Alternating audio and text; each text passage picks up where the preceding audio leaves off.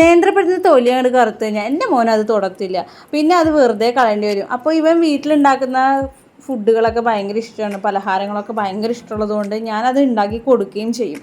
അപ്പോൾ അങ്ങനെ ഒരു പലഹാരമാണ് കേട്ടോ ഇത്. അപ്പോൾ 2 തൊലി കറുത്ത നേന്ത്രപ്പഴം എടുത്തേക്കണം കേട്ടോ. അപ്പോൾ അത് തൊലിയൊക്കെ നല്ല പോലെ ഒന്ന് കളഞ്ഞെടുത്തിട്ട് അതിൽ നാരുണ്ട്, അപ്പോൾ ആ നാര് വേണമെങ്കിൽ കളയാമെന്നേ ഉള്ളൂ, അത് നിർബന്ധമൊന്നുമില്ല. ഇനി അതൊന്ന് ജസ്റ്റ് രണ്ടായിട്ടൊന്ന് കൈ കൊണ്ട് തന്നെ ഒന്ന് കട്ട് ചെയ്തിട്ട് ഞാനൊരു ജാറിലേക്ക് ഇടുകയാണ് കേട്ടോ. ഇനി ഇതിലേക്ക് വേണ്ടത് പാലാണ് വേണ്ടത്. അപ്പോൾ പച്ചപ്പാൽ മതി. അപ്പോൾ പാൽ 1 ഗ്ലാസ് ഇട്ടു, പിന്നെ ഏലക്കാപ്പൊടി ഇട്ടിട്ടുണ്ട്, കുറച്ച് നെയ്യ് ഇട്ടിട്ട് നല്ല പോലെ മിക്സിയിലിട്ട് അടിച്ചെടുത്തേക്കാണ് കേട്ടോ. അപ്പോൾ ഈ ഒരു പരുവത്തിൽ വേണം നമുക്ക് കിട്ടാൻ. ഇനി ഇതൊരു ബൗളിലേക്ക് മാറ്റുകയാണ് കേട്ടോ ആദ്യം ചെയ്യേണ്ടത്.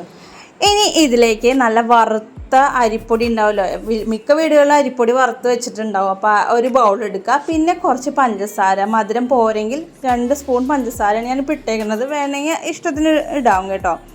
ഇനി നല്ല പോലെ ഒന്ന് സ്പൂൺ വെച്ചിട്ട് ഇളക്കുക. അപ്പോൾ എനിക്കത് സ്പൂൺ വെച്ചിട്ട് ഇളക്കിയിട്ട് അത്ര സുഖമായിട്ട് തോന്നില്ല, അപ്പോൾ ഞാൻ ഇത്തിരി കൂടി പാലൊഴിച്ചിട്ട് നല്ല പോലെ കൈ കൊണ്ട് തന്നെ കുഴച്ചെടുക്കുക ചെയ്തത് കേട്ടോ. അപ്പോൾ ഇതിൽ വെള്ളം ചേർക്കരുത്, പാല് തന്നെ മാക്സിമം എടുക്കാൻ നോക്കുക കേട്ടോ. ഇനി കുറച്ച് തേങ്ങ ചരുകിയത് ഇടുന്നുണ്ട്, കുറച്ച് ഉപ്പിടുന്നുണ്ട്, പിന്നെ ജീരകം ഇടുന്നുണ്ട് കേട്ടോ. പിന്നെ ബാക്കി വന്ന കുറച്ച് പാലും കൂടി ഇട്ടിട്ട് നല്ല പോലെ ഒന്ന് ഇളക്കി എടുക്കുന്നുണ്ട് കേട്ടോ. അപ്പോൾ ഇടയ്ക്ക് സ്പൂൺ എടുക്കുന്നുണ്ട്, ഇടയ്ക്ക് കൈ കൊണ്ട് ഇളക്കുന്നുണ്ട്, അങ്ങനെയൊക്കെയാണ് ഞാൻ ചെയ്തത്. കാരണം ഇത് സ്റ്റെപ്പ് ബൈ സ്റ്റെപ്പായിട്ട് വേണം നമുക്ക് ഇളക്കിയെടുക്കാനായിട്ട്. അപ്പോൾ ഓരോന്ന് ഇട്ടിട്ട് നല്ലപോലെ ഇളക്കിയിട്ട് വേണം അടുത്തത് ഇടാൻ. അപ്പോൾ ഇത്തിരി കളർ വരാനായിട്ട് ഇത്തിരി മഞ്ഞൾപ്പൊടി ഇടുന്നുണ്ട് കേട്ടോ. എല്ലാത്തിൻ്റെ അവസാനം നമ്മൾ ഉണ്ടാക്കുന്ന ഒരു സമയത്ത് വേണം ബേക്കിംഗ് സോഡ ഒരു നുള്ളിടാനായിട്ട്. ഒരുപാട് ഇടരുത്, കുട്ടികൾ കഴിക്കുന്നതിനോട് തുണ്ടൊക്കെ നമ്മൾ ഇടാൻ പാടുള്ളൂ കേട്ടോ. എന്നിട്ട് നല്ലപോലെ ഇളക്കിയ ശേഷം പാൻ വെച്ചിട്ട് അതിൽ എണ്ണയോ അല്ലെങ്കിൽ നെയ്യോ ഒന്ന് തടവിയ ശേഷം നമുക്ക് ഇഷ്ടമുള്ള ഷേപ്പിൽ കുട്ടികൾക്ക് കൊടുക്കുന്നതുകൊണ്ട് നമുക്ക് ഇത്തിരി ഭംഗിക്കൊക്കെ വേണ്ടിയിട്ട് അവരുടെ കയ്യിൽ ഒതുങ്ങുന്ന തരത്തിലൊക്കെ ഉണ്ടാക്കുകയാണെങ്കിൽ അവർക്ക് ഇത്തിരിയും കൂടി രസമായിട്ട് തോന്നുള്ളൂ.